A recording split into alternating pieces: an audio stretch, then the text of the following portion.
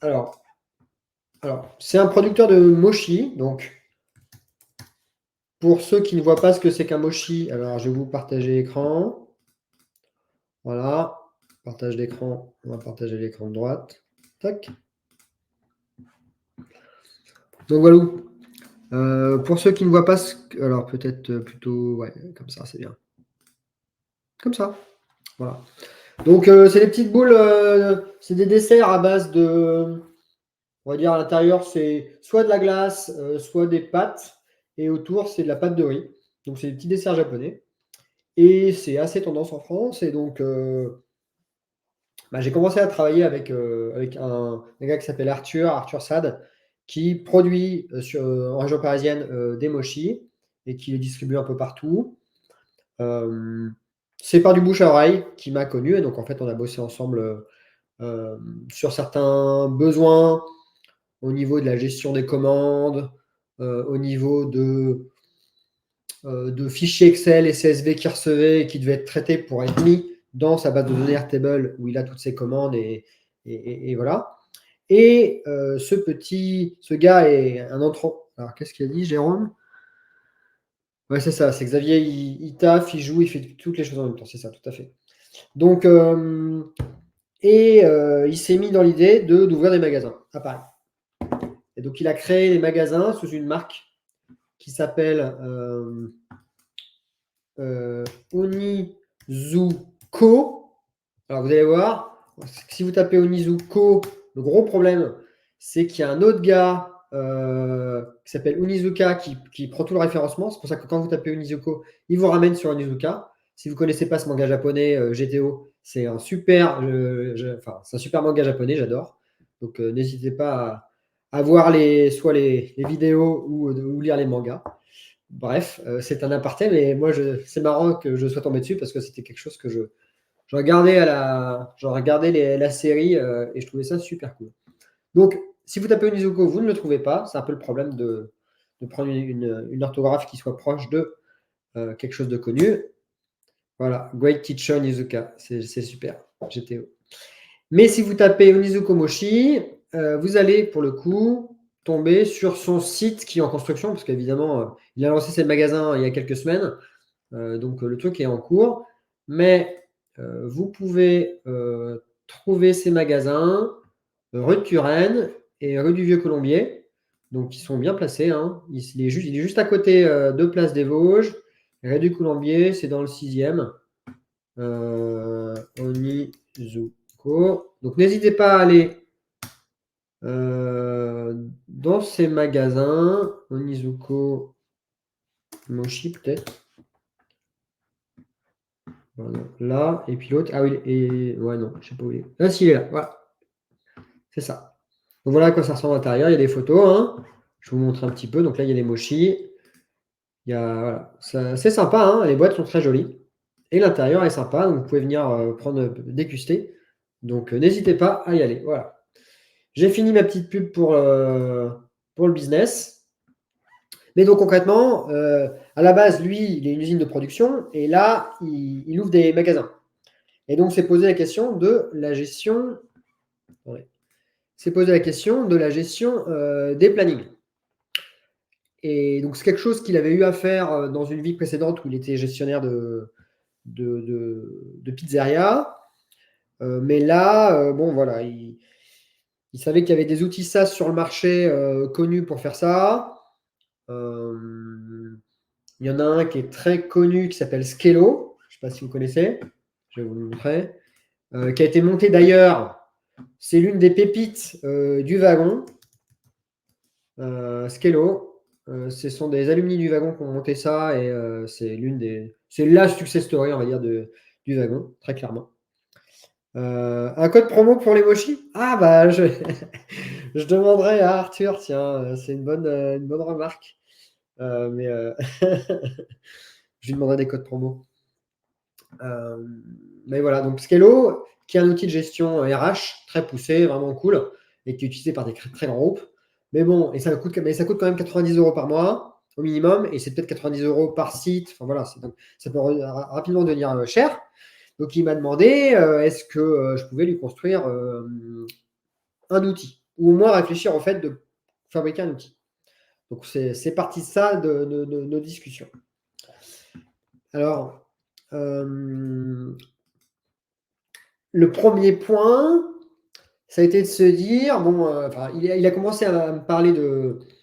Donc déjà, il a essayé de jouer avec Airtable. Il m'a dit, ouais, Julien, j'ai fait un truc sur Airtable.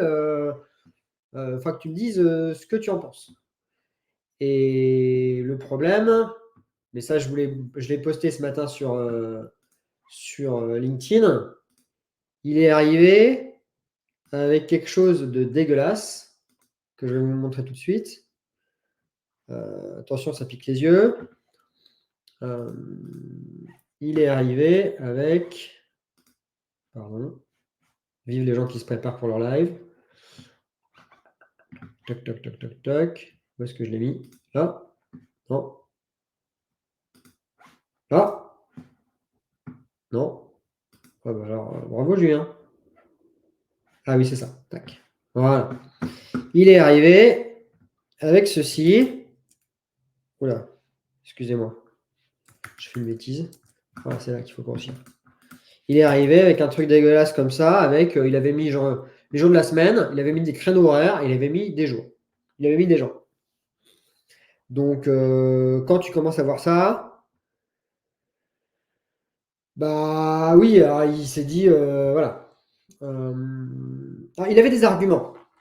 Et c'est vrai que c'était quand même des bons arguments, à savoir que bah, les choses bougent très peu au niveau de ses plannings. C'est-à-dire qu'il a une équipe semaine, une équipe week-end, et en gros, c'est toujours les mêmes personnes, toujours au même créneau. Donc, sur le principe, je lui dis, bah ouais, dans ce cas-là, limite, tu prends une feuille de papier, tu affiches ça et puis c'est bon, quoi. Tout le monde est au courant, quoi.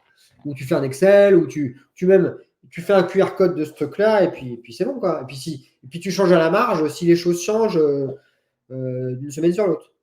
Donc ça, c'était un peu les premières discussions. Et puis ensuite, il m'a dit, alors, même si c'est dégueulasse, au moins, c'était opérationnel. Et puis ça lui coûtait 0, moi, j'intervenais pas. Donc, parce que moi, j'essaie au minimum d'intervenir. C'est ça l'idée. C'est que si je considère qu'il ne va pas y avoir de retour sur investissement, ça ne sert à rien que je travaille. Donc, je tendance à dire, moins je travaille, mieux c'est. Et si je travaille, je veux vraiment qu'il y ait un truc, un intérêt à ce que je bosse. Donc, il était sur ce type de modèle qui pourrait aller sur quelque chose qui ne bouge pas.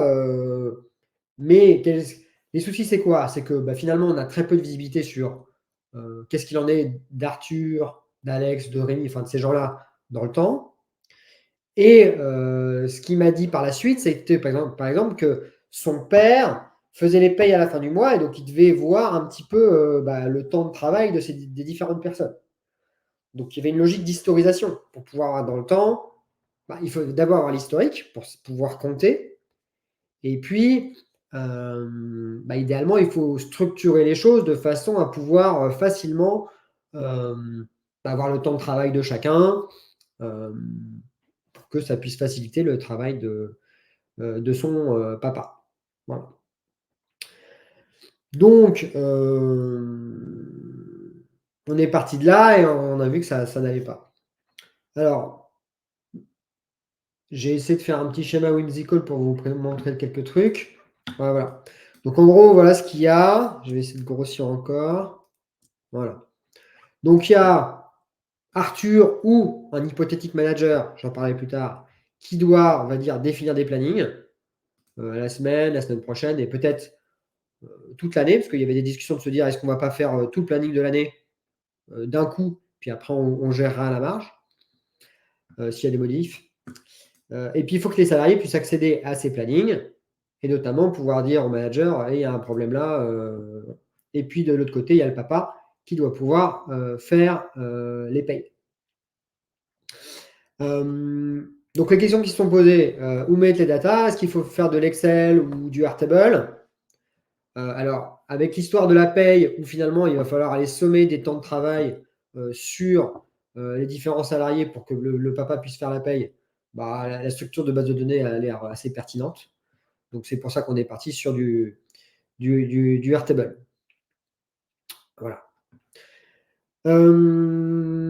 Donc, je vais vous présenter un peu la base telle qu'elle est aujourd'hui, et puis je vous expliciterai un petit peu les discussions qu'on a eues au cours de la description. Donc, ça, c'était son ancienne base avec ses créneaux horaires, et on est passé sur la nouvelle base. Voilà. Donc, à savoir aussi qu'il a fait un petit truc sympa. Bon, il a fait des formulaires d'ouverture et de fermeture de magasins où les gens ont une checklist à remplir. Bon, pour l'instant, je n'ai pas touché à ça. On verra ce qu'on en fait. Mais déjà, voilà, cette démarche, elle est assez bonne. Comme ça, il sait à quelle heure les gens ont ouvert le magasin. Alors là, il avait un petit problème de configuration. On y reviendra. Mais là, ça fonctionnait. Voilà. On sait à quelle heure ils ont fermé. Et puis, il y a une checklist de toutes les choses que les gens doivent faire. Et puis, il y a le chiffre d'affaires. Alors, donc, ce qui nous intéresse plus, c'est essentiellement ces trois tables. Planning, salarié, magasin. Donc, magasin, on a mis les noms des magasins, parce que l'idée, c'est qu'il faut que le système fonctionne avec 2, mais potentiellement avec plus de magasins, parce qu'il compte en ouvrir d'autres. Les salariés, puisque ce sont les gens. Alors, je vais enlever, je m'excuse, il y a les emails des gens, on va les flouter. Hop, voilà. Il y a les salariés, et puis il y a la partie planning. Alors, comment j'ai restructuré cette partie planning? Donc, on n'a rien vu, t'inquiète, c'est bon. Tu as fait ton imprimé écran, Xavier, je suis sûr. Donc, ce qu'il faut se dire, c'est poser cette question de qu'est-ce qu'on fait avec ces plannings? Est-ce qu'on génère, parce que au niveau des plages horaires, tout ça, ça risque de pas trop bouger. Donc, se poser la question de est-ce qu'on génère pour chacun des magasins les plannings pour l'année entière, et puis ensuite, eh bien, il va les modifier à la marge, semaine après semaine, ce qui a bougé. Et au final, on est parti sur un autre système, avec un système de template que je vais. Donc, bon, d'abord, je vais vous présenter un petit peu tous les champs qu'il y a. Donc, peut-être aller dans. Alors, qu'est-ce qu'on peut. Attendez. Ouais, dans All. Donc qu'est-ce qu'on a? On a le jour de la semaine. On a des formatings un peu particuliers des dates de jour, notamment parce que avoir le jour de la semaine en français, c'est intéressant pour la lecture. Il y a évidemment le magasin dans lequel on travaille. Il y a les numéros de semaine, ça aussi, ça sert à de la visualisation. Il y a des champs de config pour dire est-ce que c'est la semaine actuelle, est-ce que c'est la semaine prochaine. Ça, je vous expliquerai à quoi ça sert demain, plus tard. Il y a le nom du salarié, évidemment, et il y a son heure de début et son heure de fin. En gros, c'est ça. Il y a le temps de travail, qui est la différence entre l'heure de fin et l'heure de début. Après, tout ça, c'est des champs de configuration. Est-ce qu'on est sur le mois actuel? Est-ce qu'on est sur le mois précédent? Tout ça, ça va servir pour tout ce qui est paye, pour afficher en dynamique les informations, soit du mois précédent, soit du mois actuel, et pareil pour les semaines, soit la semaine actuelle, soit la semaine prochaine. Donc ça va être pour tout ce qui est configuration. Alors, comment on a configuré le truc? Alors, voilà. On fonctionne avec un système de template. Qu'est-ce que c'est? C'est-à-dire que ça, c'est une semaine que j'ai mis en 2023. Donc, c'est en fait un template de semaine où il y a le lundi, le mardi, le mercredi, jeudi, vendredi, samedi, dimanche. Et où il va renseigner les informations. Il va préparer la semaine. En fait, il va préparer la semaine en 10. C'est-à-dire que pendant le week-end d'une semaine, il va aller préparer la semaine de 10 jours plus tard. Donc, il va mettre. Donc, c'est groupé par magasin. Donc, il a le lundi du magasin. Il va sélectionner date de début, date de fin. Donc, ça, a priori, ça bougera très peu. Parce qu'il y a une personne le matin, une personne l'après-midi. Donc, il va être essentiellement s'il veut bouger le planning, il va juste changer les noms des salariés, jour après jour. Tac, tac, tac, tac, selon les jours, qui est-ce qui va travailler. Le fait est que normalement, ça va bouger très peu. Alors pourquoi on n'a pas décidé de générer tout? Parce que l'idée, c'est que le système soit le plus automatisé possible. C'est-à-dire que, en gros, s'il n'y a pas de changement, ça doit fonctionner tout seul, la génération des plannings. Et le truc, c'est que parfois, il y a quelqu'un qui s'en va. Donc, il est remplacé par quelqu'un. Mais cette personne qui arrive, finalement, elle va continuer dans le temps par la suite. Donc, si tu génères toute ton année, en fait, ça veut dire que tu vas devoir aller remodifier toute ton année à chaque fois qu'il y a une nouvelle personne qui arrive ou qui a quelque chose, qui a une modification. Là, l'idée, c'est qu'il y a ce template qui va servir et qui va, tous les lundis matins, générer le planning pour dans 10 jours. Et donc, si durant toute la semaine, le manager ne touche à rien, ça va automatiquement faire le planning de dans 10 jours. Si le vendredi il se dit dans 10 jours, Arthur m'a dit qu'il n'était pas là, et donc, ou Arthur s'en va, eh bien vous changez le nom d'Arthur dans le template, et donc en fait par la suite, ce ne sera plus Arthur, ce sera Rémi. Voilà. Donc c'est un peu ce système-là, il y a le template qui va servir de base pour générer le planning pour dans 10 jours. Donc c'est plutôt, alors c'est vraiment c'est vraiment Arthur qui m'a dit que c'était plutôt comme ça qu'il avait envie de fonctionner, et je pense effectivement que ça te permet de n'avoir rien à toucher si tout va bien, et s'il y a des modifications, notamment RH, qui arrivent parce que les gens s'en vont, et c'est le type de poste où il peut y avoir du turnover, en fait, tu changes juste à un endroit l'information et ça continue. Voilà. Si vous avez plusieurs personnes sur des créneaux, rien n'empêche de pouvoir supprimer une ligne si la personne n'existe plus. Enfin, si un créneau, par exemple, si là en l'occurrence Hugo bosse les deux, le matin et l'après-midi, si Hugo arrête de travailler l'après-midi le samedi, on vire la ligne de Hugo l'après-midi et ça fonctionne. Et si tu changes Arthur avec le nouvel employé dans ton exemple, ça va modifier l'historique. Non, ça ne modifie pas l'historique, justement. Tu n'as pas envie que ça modifie l'historique. C'est-à-dire que, je vais vous montrer. Donc ça, c'est la partie template. Alors, comment je différencie la partie template de pas la partie template? J'ai un champ juste qui s'appelle Home. Bon, voilà. Et donc, j'ai connecté à ce champ où j'aurais mis juste. Il faut juste un élément caractéristique qui dit ces objets, c'est le template. Donc, il n'y a pas besoin d'avoir une table avec le template. Vous pouvez avoir le template dans la table qui contient les datas. Ça, c'est la première personne qui m'avait un peu parlé de ça et qui m'avait donné cette idée. C'était Florian, il y a 2-3 ans. Voilà. Donc, on va renlever ça. Donc, toutes les semaines, on joue sur le template, on met en place ça. Alors, j'avais mis en place une interface pour faire ça. Le fait est que, comme il n'y a que le manager, enfin, aujourd'hui, c'est Arthur qui est le DG de la boîte qui fait ça. Donc, il n'y a pas de souci à ce qu'il ait accès à toute la base.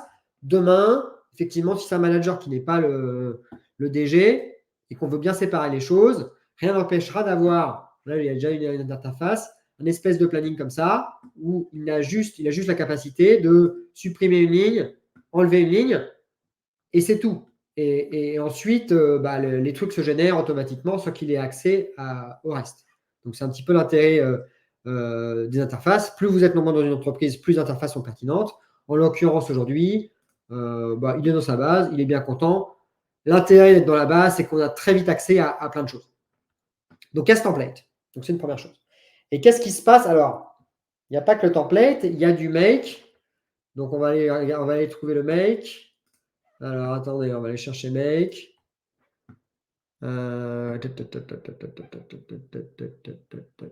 Pour la génération, voilà.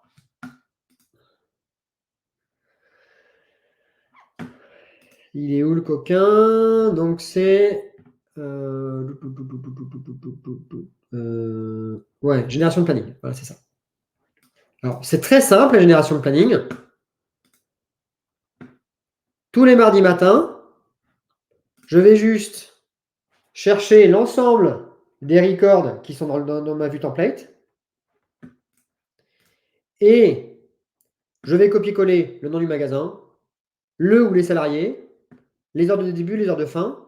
Et par contre, au niveau du jour, ce que je fais, c'est que je prends le jour actuel, donc ça va être lancé le lundi, et tu vas me mettre le jour, 7 jours plus tard, plus le numéro du jour de la semaine. Pourquoi? Parce que et Days of the Week, si vous regardez, alors j'ai un peu truandé, mais si on regarde ce qui s'appelle le champ Day of the Week, voilà, vous allez voir que le lundi c'est 0, évidemment je ne veux pas que ça rajoute un 1. Le mardi c'est 1, 2, 3, 4, 5, 6, 7 jusqu'à 6. Et donc ça va correctement mettre lundi pour le lundi, mardi pour le mardi, comme ça, et ça avance dans le temps. Donc l'automatisation très simple, je n'ai même pas renommé les champs, j'ai fait ça un peu dégueu. Mais bon, je t'ai payé que quelques heures de travail, donc il a fallu que j'aille un peu vite.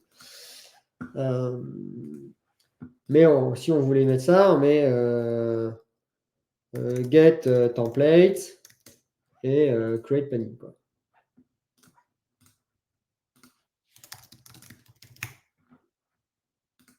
Alors, ce qui est intéressant, c'est que, alors, donc voilà, avec l'automatisation, ça crée le planning. Alors, ensuite, de quoi les équipes ont besoin? Donc, ils ont besoin des plannings de la semaine actuelle, qui a été généré il y a un petit peu de temps, et aussi les plannings de la semaine d'après, pour que les gens puissent s'organiser. Donc, on a créé des vues spécifiques, semaine actuelle par magasin, et semaine prochaine. Alors, un point de détail, différencier semaine actuelle, semaine prochaine, comme ça, avec des vues. Alors, il y a un truc aussi, c'est qu'il était obsédé par le côté vue téléphone, ce qui est normal. Parce que tout le monde, les flashcodes, eh ben, on les flash avec son téléphone. Et donc, il faut toujours voir en permanence quel est le rendu d'une vue partagée sur téléphone. Et un point qui m'a fait remonter, et c'est vrai, c'est que qu'on flash semaine actuelle ou semaine prochaine, au niveau de la vision générale, par exemple, c'est la même couleur, c'est rouge.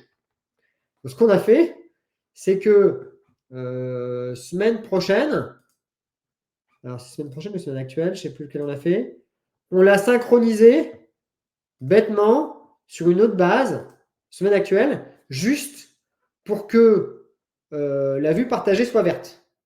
Comme ça, il y a un côté mémotechnique de se dire la vue verte, c'est la semaine actuelle, la vue rouge, c'est la semaine prochaine. Donc, pour vraiment essayer d'éviter les erreurs et être sûr que les gens identifient bien semaine actuelle, semaine prochaine, et qu'ils ne se prennent pas comme excuse. Ah oui, mais ça se ressemble, je me suis trompé, je n'ai pas regardé le bon truc. Là, avec ces formats-là, on est bon. Petite remarque, au niveau de l'organisation de ces vues par semaine, on a décidé de mettre par bloc, genre tous les créneaux d'Arthur, les créneaux de Clément, tous les créneaux de Léa, comme ça, et pas en ordre juste chronologique, parce qu'au niveau visionnage sur le téléphone, en fait, si les gens doivent aller regarder jour par jour où ils sont, c'est un petit peu chiant. Donc, en mettant par bloc de nom, clac, directement, il y a Arthur, il y a Clément, il y a Léa, et ça va plus vite. Pourquoi vous n'avez pas utilisé un exemple software pour les accès au planning par employé? Bah, en fait, le software déjà, c'est cher.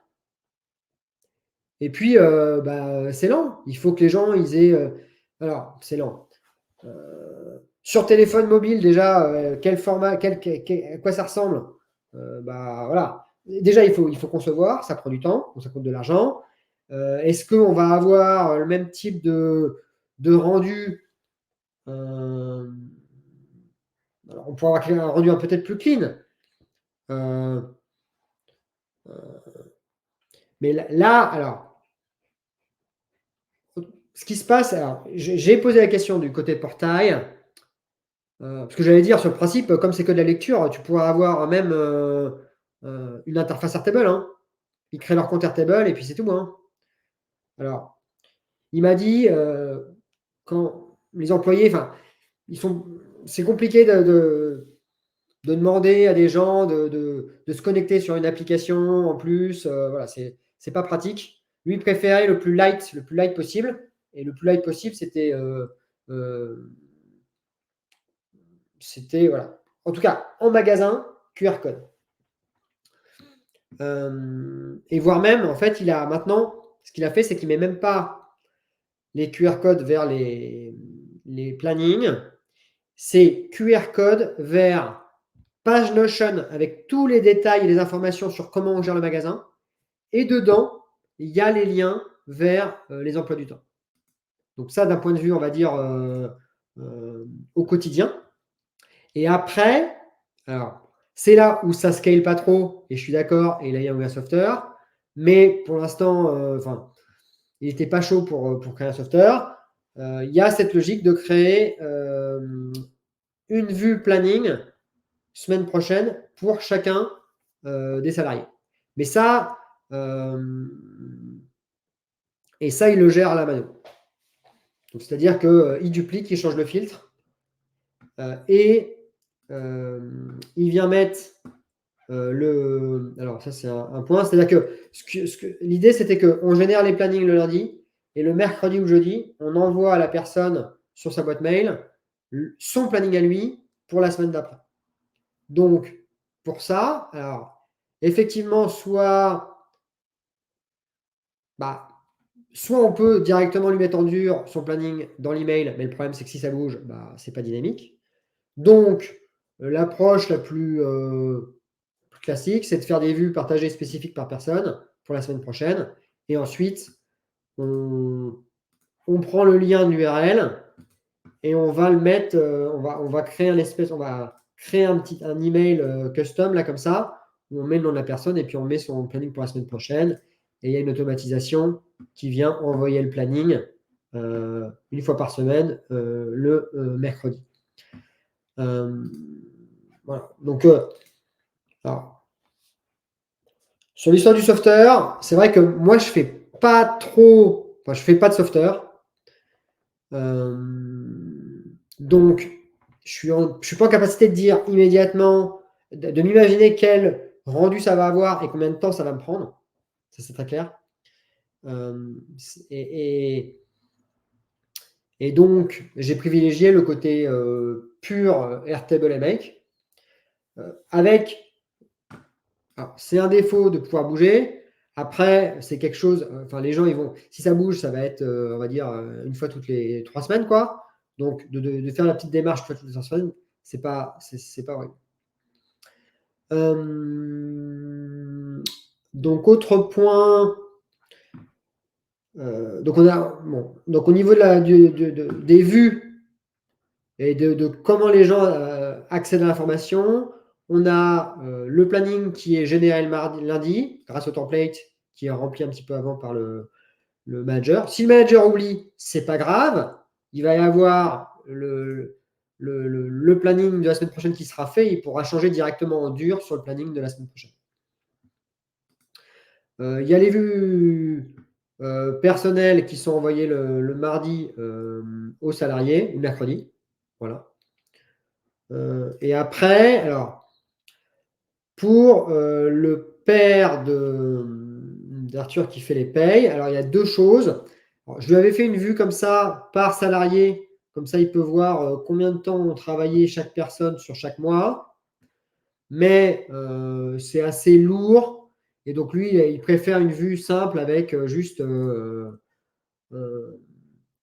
nom de la personne, le nombre d'heures travaillées et il fallait que je mette bien le nom du mois, parce qu'entre le mois dernier, le mois ceci, selon qu'il fait les payes genre le 30 du mois ou alors le 2 du mois d'après, ça peut créer des ambiguïtés. Donc en mettant, donc comment ça se passe? C'est juste un roll-up qui va sommer, enfin, un roll-up qui va sommer les heures de planning. Attendez, parce que là, ouais, je vais dézoomer. Voilà. Donc, comment ça se passe là au niveau des calculs? Par exemple, moi, travaillé le mois dernier. Donc, ça va récupérer dans le planning les temps de travail, mais que sur les records du mois précédent. Donc là, on a l'ensemble des heures faites sur le mois précédent. Et comme on voulait pas qu'il y ait d'ambiguïté, j'ai rajouté ici le mois dont il est question. Donc c'est le mois actuel, moins 1. Donc là, c'est avril, 10 heures, et mai, voilà, Félix, tant mieux. Et donc comme ça, pour les fiches de paye, c'est assez rapide à faire.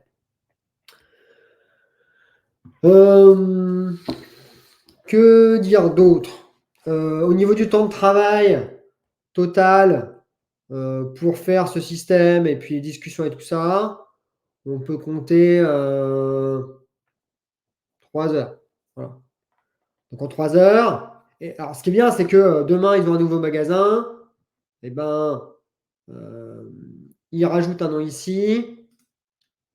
Ils vont rajouter des lignes au template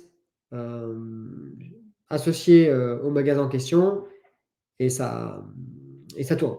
D'ailleurs, je pense que, je suis pas sûr qu'Arthur sache faire précisément ça. Donc, il faudra peut-être que je lui explique. Parce que là, ce qui se passe, c'est que, si, ça irait, hein. Si on a un nouveau magasin qui s'appelle Champs-Élysées. Ouais. Champs-Élysées, dans le planning, si je rajoute là, alors le problème c'est que comme j'affiche pas dans le template le nom du magasin, c'est un peu ambigu, c'est un peu chiant. Si je le mets tout là-bas, voilà. Alors, ah oui. Donc le problème c'est que comme il n'est pas, comme le côté home n'est pas coché, il faut aussi. Ouais, c'est bon, un petit peu. C'est pas pratique, mais en gros, il faut faire ça et puis mettre un petit point ici, sinon ça marche pas. Donc bon, peut-être qu'il faudrait que je lui fasse un petit ou une vue particulière pour qu'il puisse rajouter directement quand c'est un nouveau magasin sur le principe. Il met son Champs-Élysées et puis il peut commencer à dupliquer et puis à changer les heures, à changer les salariés et voilà quoi. D'ailleurs, il faut qu'il change les jours. Ouais, bon, donc le process de création d'un nouveau magasin, il n'est pas simple de base. Donc peut-être même qu'il faudra que je lui mette peut-être une nouvelle automatisation, une petite automatisation qui vient dupliquer un magasin existant. Parce que sinon, ça peut être rapidement. C'est pas compliqué, parce que sur le principe, il suffit de dupliquer les objets et puis de changer le nom du magasin. Mais voilà, les groupes by n'aident pas là.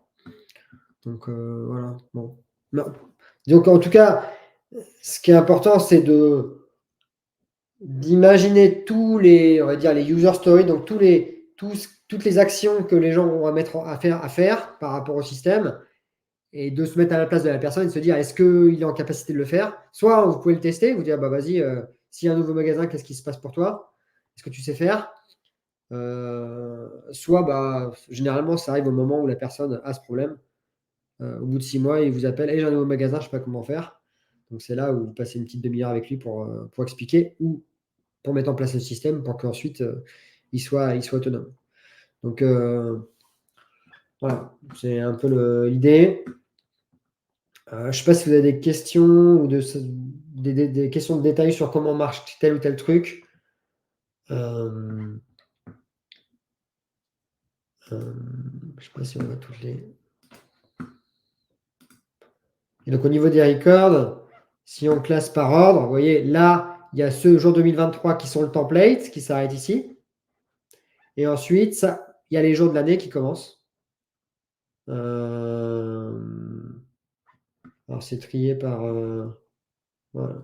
C'est un peu trié un peu de n'importe comment. C'est sorti par quoi? create, non, on va dire date. Si on trace par non, jour, ça s'appelle jour. Voilà.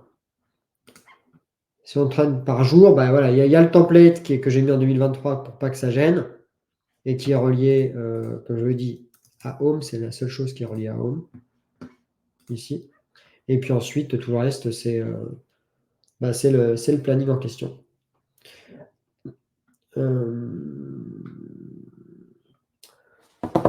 Que dire d'autre? Donc, l'ajout d'un salarié, c'est très simple. Il suffit de le rajouter là. Et ensuite, c'est bon. Il apparaît dans le listing des plannings. Alors, un truc qui pourrait être intéressant à mettre, et je crois qu'il n'y est pas déjà, c'est un statut. Donc, statut pour dire s'il est salarié ou ancien salarié. Comme ça, en faisant ça, on va pouvoir réduire la liste des salariés disponibles. Bon, là, je mets ancien salarié. Je vais le mettre en grisé. Hop. Voilà. Donc là, ils sont tous salariés. Hop. L'intérêt, c'est que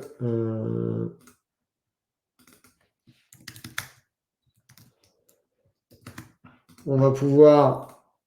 Donc ça, c'est juste statut salarié. Voilà. Pour le planning, on va lui permettre de ne sélectionner que les gens qui sont salariés. Voilà. Comme ça, si au bout du compte, à partir d'un moment, il a 25-30 personnes, bah, le listing sera moins grand. Sachant que sur le principe, ce n'est pas indispensable ici parce qu'il y a quand même ce super moteur de recherche dans Airtable où si vous tapez directement les premières lettres, vous avez un listing. Donc, après, ce qui peut se passer, c'est qu'il peut y avoir peut-être plusieurs Arthur ou des choses comme ça. Et donc, ça peut être bien de quand même savoir que certains sont salariés ou non. Un point de détail, je ne sais pas si vous avez vu, là, maintenant, on voit les informations liées à la personne. Et ces informations-là, ce sont les informations qui sont sur la première vue. Donc, si le statut, je le décale, je le mets là, par exemple. Si vous voulez juste l'email, tac, tac, et puis combien il a travaillé ce mois-ci. Voilà, vous mettez ça. Et là, normalement, quand je sélectionne, non, ça n'a pas bougé. Bon, je ne sais pas pourquoi ça n'a pas bougé. Historiquement, c'était ça. Historiquement, l'ordre qui était ici, c'était l'ordre. Ah oui, alors peut-être que c'est parce que c'est dans le salarié. Je pense pas, parce que c'était pas le même ordre. Si je mets ça et ça, hop. Voilà, c'est ça. Bon, donc en fait, là, c'est plus précis que ça. C'est que comme j'ai limité à une vue, il va prendre les champs de la vue. Si vous ne sélectionnez pas une vue, je pense qu'il prend les champs de la première vue. Bon, c'est un petit point de détail, mais ça peut quand même être super important pour décider. Parfois, souvent, par exemple, quand vous avez des produits et vous en avez qui sont, par exemple, quand vous devez choisir des numéros de lot, par exemple, pour des produits, vous avez des produits qui sont en stock, vous avez des numéros de lot qui sont à 0 en stock et d'autres qui ne sont pas à 0 en stock. Et donc, vous pouvez comme ça, vous n'avez plus besoin en fait de rassembler toutes les informations importantes dans le champ primaire. Vous pouvez les voir directement comme informations secondaires en dessous. Et donc ça, c'est assez pratique, je trouve, pour travailler, quoi. Donc, ouais, petite upgrade par rapport à ça avec le statut du salarié. Effectivement, ça peut faire gagner un peu de temps. Il y aura cette question de l'interface à un moment pour le manager.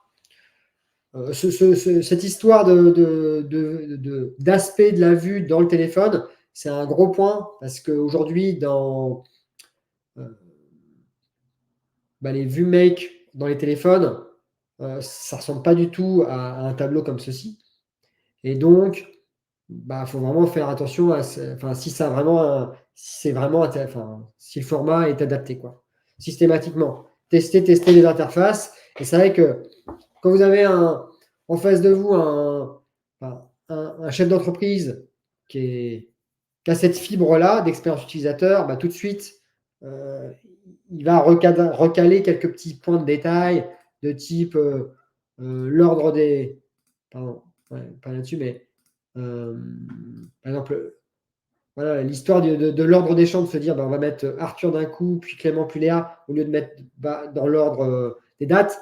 Bah, d'un point de vue technicien, les gens vont plutôt avoir tendance à vouloir mettre l'ordre des dates. Et d'un point de vue opérationnel, c'est beaucoup plus pertinent de faire ça parce que les gens, ils vont pas aller. C'est plus difficile à la lecture pour quelqu'un d'aller chercher, d'aller pointer son nom à différents endroits plutôt que s'il a un bloc complet où il y a toutes ces informations.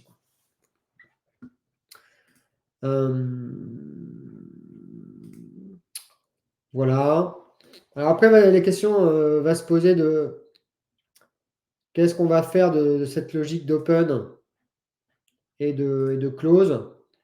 Là, directement, on pourrait déjà relier aux salariés. Comme ça, le salarié, il peut on sait qui est-ce qui a ouvert, qui est-ce qui a fermé. Et peut-être que par la suite, comme on a l'historique, s'il y a des problèmes, on va pouvoir identifier qui. Voilà. Ça, c'est intéressant d'avoir cette checklist-là et d'avoir l'historique. Si jamais il y a un souci récurrent, on voit s'il y a des personnes qui font plus ou moins bien leur travail. Ça, c'est un point intéressant. Mais au niveau de la structure, moi, à titre personnel, je pense que j'aurais mis. Alors, à voir, c'est peut-être pas être même checklist, donc ça peut être intéressant d'avoir les deux tables, mais ça pourrait tenir dans une table. C'est juste ce que je voulais dire.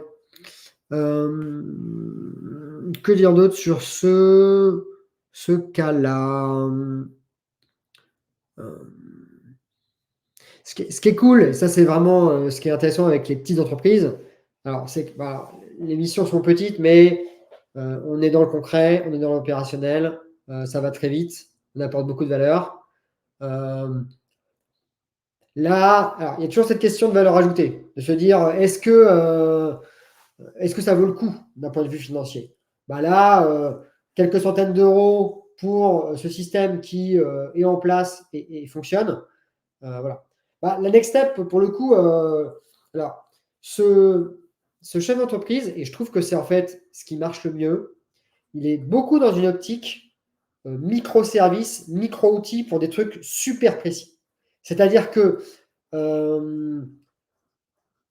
il n'est pas à vouloir un gros système pour tout gérer, mais il a identifié des points très spécifiques où il y a de la valeur à aller automatiser, et il veut que je fasse tel truc, tel truc, tel truc, et c'est tout. Et après, il laisse couler, et s'il trouve un autre point de levier intéressant, il met en place. Et je trouve que cette approche, elle est très bonne, parce que c'est là où tu as le meilleur retour sur investissement, quoi. Je me rends compte que plus les systèmes sont gros, plus finalement, il y a peut-être 20% du système qui apporte beaucoup de value, et le reste, pas tant que ça. Donc en termes de ROI, il faut ramer pour qu'il y ait un retour sur investissement, ou le retour sur investissement, il est beaucoup plus loin. Alors que là, on est sur des systèmes super light qui répondent à un besoin très spécifique qu'il a identifié. Et voilà, le ROI, il est immédiat, quoi. Et ça, pour quelques centaines d'euros. Donc, moi, je fais une petite boîte et franchement, je vois vraiment la différence entre les chefs d'entreprise. Je trouve que les bons, ils ne demandent pas de gros systèmes. Ils identifient des points très spécifiques où là, il y a un effet de levier très fort à avoir en mettant des systèmes très simples en place. Et on met en place et boum, c'est bon, directement, on a les ROI. Alors, d'un point de vue consultant, c'est pas ce qu'il y a de mieux, soyons clairs, parce que c'est. Franchement, alors, cette question de cohérence, pose souvent cette question. J'ai jamais eu vraiment de soucis sur le long terme. C'est-à-dire que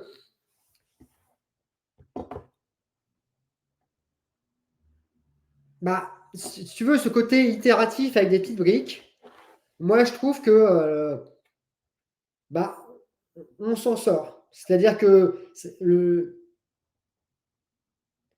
ouais, le cahier des charges, il est tout simple et ça fait qu'une chose. Et j'allais dire, au bout de 2 heures, tu peux tester si ça fait la chose. Et au bout de 4 heures, c'est terminé, c'est closé, c'est shippé, quoi. J'allais dire, là, on essaie des petites boîtes. Mais j'ai dit, une grosse boîte, tu pourrais la facturer potentiellement. Après, c'est au niveau du TGM, là, c'est une petite boîte, machin truc. Mais une grosse boîte, tu peux la facturer à un plus gros TGM et donc t'y retrouver quand même. Mais, et puis dire que ça t'a pris 10 heures et que ça t'a pris 2 heures. Bon. Mais, mais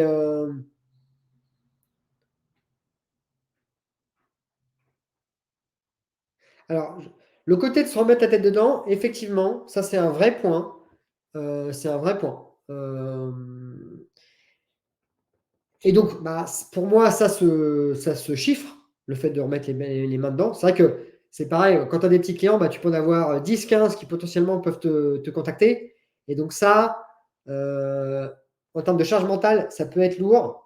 Quand les gens viennent vers toi et te disent, bah ouais, il y a tel truc qui ne fonctionne plus, ou alors là, il y a un point de détail où je veux mettre à jour tel truc, bah, il faut se remettre dedans.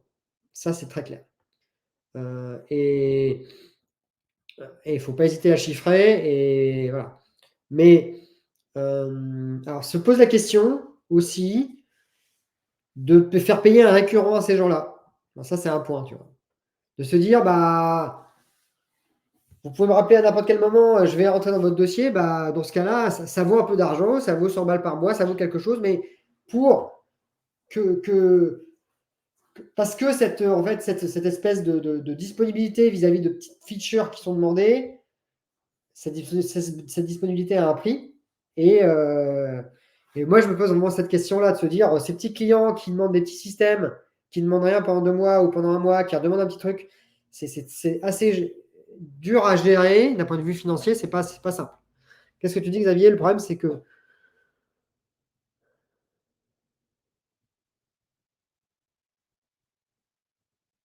alors, récupérer les petits morceaux et mettre en place. Alors, comment dire? Si vraiment le client grossit très fortement, de toute façon, j'allais dire, le jour, imaginons, il a 50 magasins et il a 400 personnes, bah, Airtable sera peut-être plus le bon outil et il passera sur Scalo, tu vois. Et il aura les moyens et il y aura un ROI à passer sur des systèmes plus complets. Donc, il y a cette logique de scale, si elle se pose, je pense que de toute façon, on sera dans une logique de reconception de nouveaux systèmes. Moi, j'ai jamais eu de soucis, enfin, vraiment de soucis de ce type d'activité qui est grossie et qui fasse que le système soit pas aille plus. C'est-à-dire que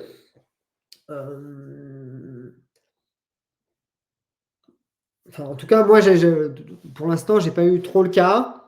Ce qui peut se passer, c'est par exemple, typiquement, ça c'est un cas, effectivement, je vais être confronté à ça, mais bon, je vois à peu près comment on va faire. C'est-à-dire que par exemple, tu peux avoir différentes équipes que tu vas accompagner qui vont travailler sur par exemple, sur des produits. Et ils vont chacun avoir finalement une espèce de base produit parce que à l'époque, bah, tout n'était pas consolidé. Et à un moment, il y a cette question de se dire, bah, il faut une base mère produit qui vient se synchroniser avec tous les sous-systèmes. Donc ça peut se poser. Mais là, c'est un cas un peu particulier. Mais voilà, si tu penses à cette question de single source of truth dès le départ et que tu te dis, bah, je veux que l'information soit qu'à un endroit, généralement, enfin, ça se pose pas trop, quoi. En tout cas, j'ai jamais eu vraiment le souci. Mais oui, oui, Guilford, il y a cette question. Alors, moi, je me posais cette question de facturer le temps juste que le dossier est ouvert. Typiquement, je sais pas, même 50 euros par mois ou 100 euros par mois. Et si les gens ne payent plus, de remettre un ticket d'entrée. Alors, c'est un peu compliqué, mais c'est un petit peu comme avec ta box, quoi. De se dire, bon, bah, c'est 50 balles par mois. Ou alors, si je bosse plus pour vous, dès que vous me recontactez, il y a déjà 200 euros juste pour que je me remette dedans, quoi. Et donc, ou même plus cher, ou même 300 ou 400 euros. Donc, c'est des systèmes, je ne sais pas s'il y a des gens qui font ça, je sais pas, l'acceptabilité, je ne sais pas comment elle se pose, mais voilà. Est-ce que tu prévois une historisation ou un nettoyage des données anciennes pour ne pas leur dire à la base? Alors là, pour le coup, chaque semaine, enfin, au niveau du planning, alors, avec 2 magasins, j'ai combien j'ai parlé? C'est une bonne question, ça, je n'avais pas regardé. J'ai au niveau du template, combien de lignes? 32 lignes. 32 lignes fois 50 jours. On est à 1500 lignes par an, peinard. Aucun souci, hein. L'historisation, on verra quand il y aura. Enfin, même si ça double de. Enfin, j'allais dire, même des bases avec 30 000 ou 40 000 records, tant que tu les affiches pas tous ensemble, moi, j'ai jamais de souci ça rame pas, quoi. Après, ce qui fait ramer souvent, c'est la machine que vous avez aussi, et puis la connexion. Donc moi, c'est vrai que j'ai changé de machine il y a 1 an pour ça, pour gérer les grosses bases. Mais sur le principe, non. Après, si vous avez un compte enterprise, que vous avez l'accès à, je sais plus, plusieurs centaines de milliers de lignes, effectivement, l'affichage de beaucoup de lignes, je peux se poser la question. Mais là, sur ce système-là, le gars, il peut bosser, il peut même avoir 10 magasins, ça posera aucun souci pendant des années, des années, des années. Et puis, s'il y a un souci, bah oui, on fera un archivage. Généralement, ce qui se passe, les archivages sont généralement pas compliqués parce que le problématique vient d'une table. Là, c'est en l'occurrence un table planning. Donc, j'allais dire, une fois que les payes sont faites, vous pouvez virer, ou l'année est faite, vous pouvez virer l'année précédente et puis ou la stocker enfin, vous dupliquez votre base et puis voilà, quoi. C'est pas un souci. J'aime bien aussi ce côté opérationnel. Ce sont souvent des clients qui débutent sur le no-code et la transformation digitale.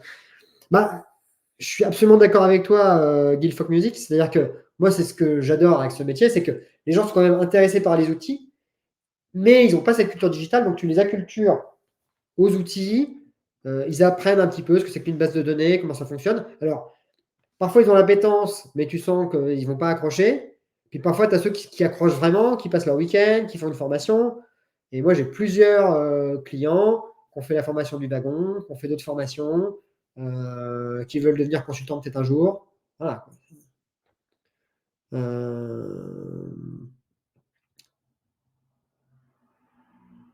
Sur le côté que ça prend du temps, alors moi, ça me fait penser à un autre truc, c'est que l'effet haut qu'il peut y avoir au début, au niveau des premiers systèmes, après, en fait, l'effet haut tombe et après, ils deviennent de plus en plus exigeants, quoi. Donc, c'est difficile de continuer à avoir les effets waouh parce que les gars, ils ont vu que tu as construit les trucs super vite et ils veulent dire, vas-y, continue, quoi, c'est cool. Donc, c'est aussi un peu pas facile avec ça, le côté que le niveau d'exigence devient très haut en termes de réactivité parce que tu as montré que tu pouvais être très rapide. Donc parfois, je pense que ça peut être intéressant aussi de pas trop, pas trop montrer l'efficacité du système, mais d'y aller mollo, de prendre ton temps.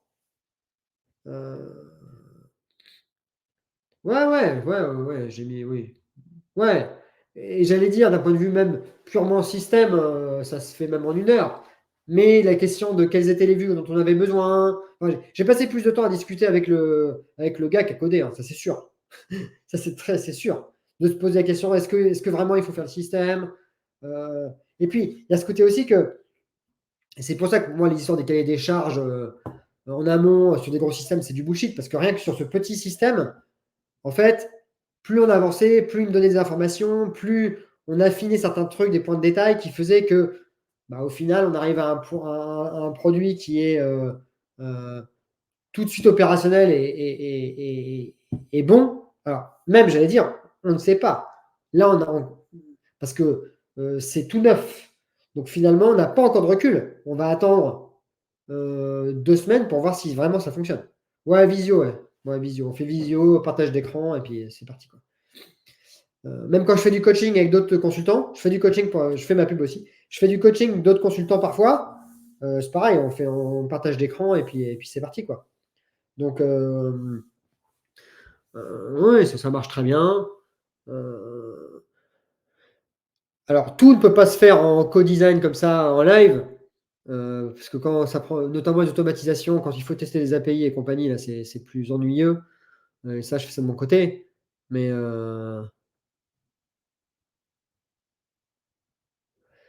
Xavier qui dit,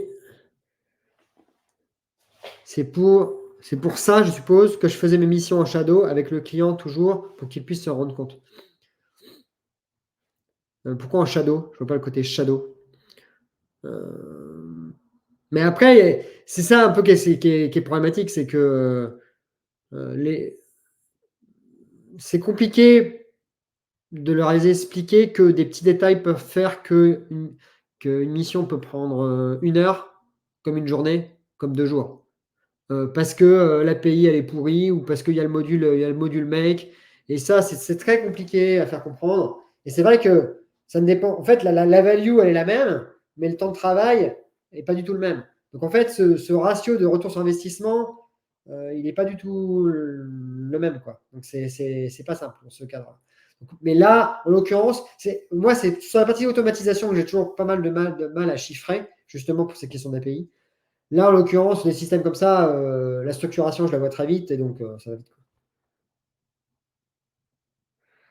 Ah, quand tu as passé 2 jours avec le client, oui, alors, il y a un truc, c'est que généralement, ça les essore les clients quand tu commences à bosser sur les datas avec eux, ça c'est sûr. Ils sont fatigués.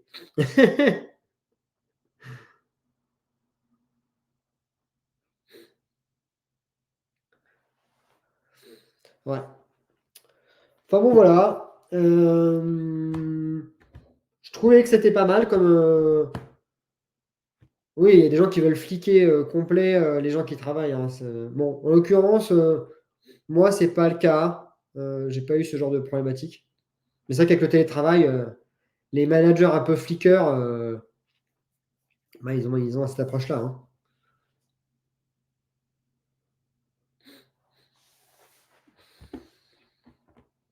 Ah, c'est Xavier qui propose, d'accord. Ok.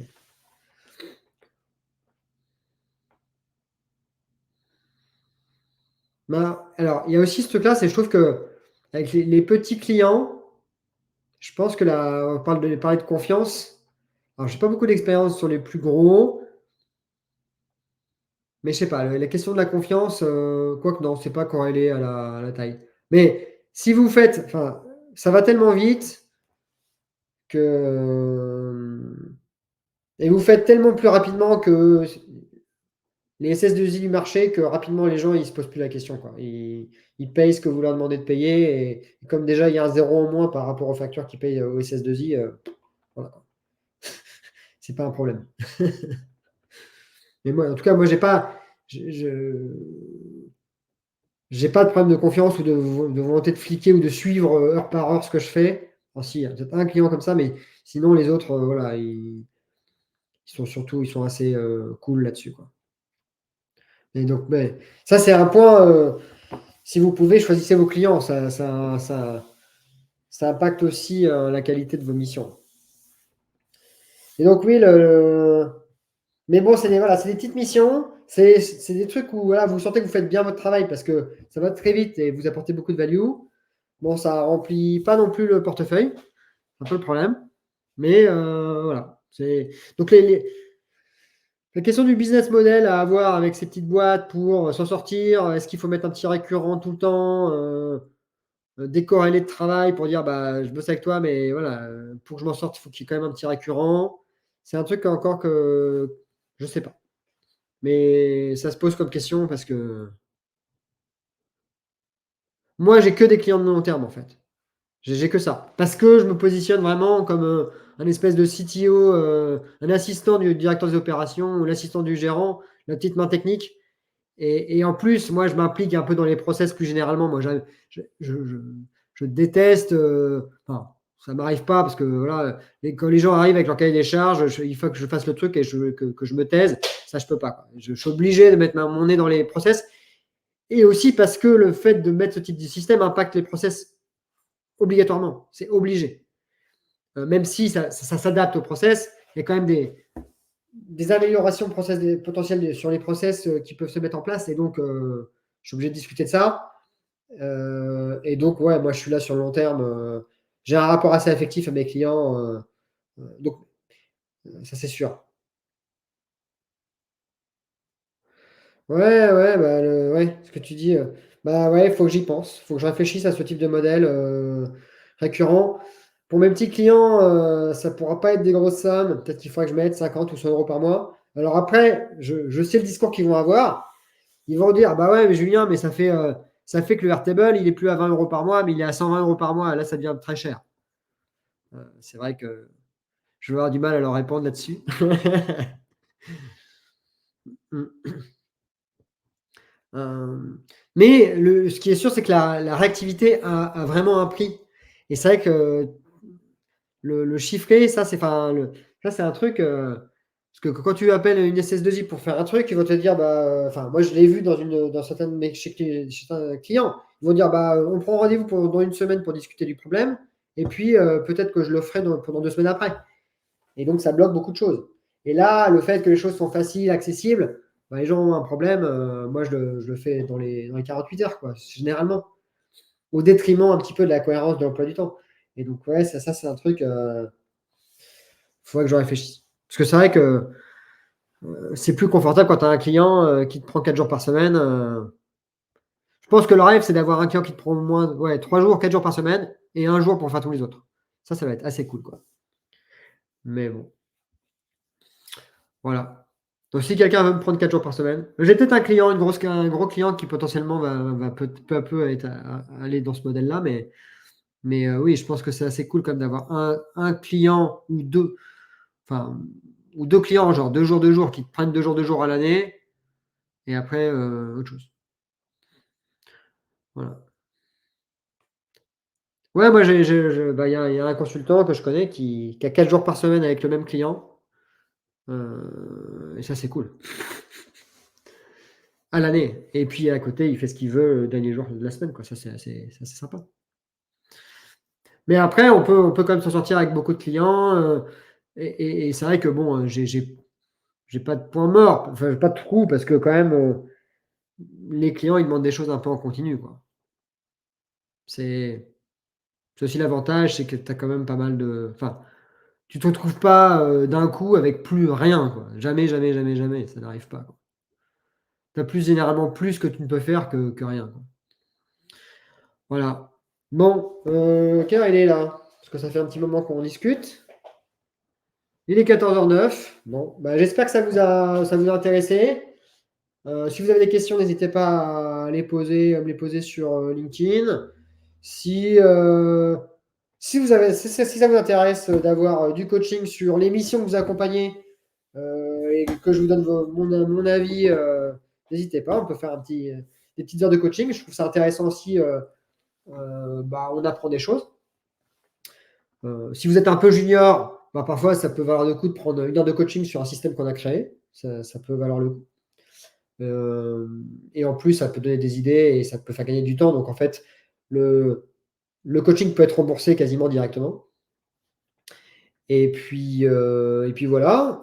Prochain rendez-vous dans 2 semaines avec la clique des Airtable Arena. Je ne sais pas trop de quoi on va parler, mais on sera là, à coup sûr. Et puis normalement, pour le coaching, bah, me contacter via LinkedIn. Euh, et puis on se cale. J'ai un Calendly. Et après, tu peux prendre un lien Calendly et puis dire que ce serait pour du coaching, mais voilà. Euh, donc, Airtable Arena dans 2 semaines. Et puis, normalement, début juin, on doit faire un event sur Paris. Mais je me suis pas encore bougé les fesses, donc faut que je me presse.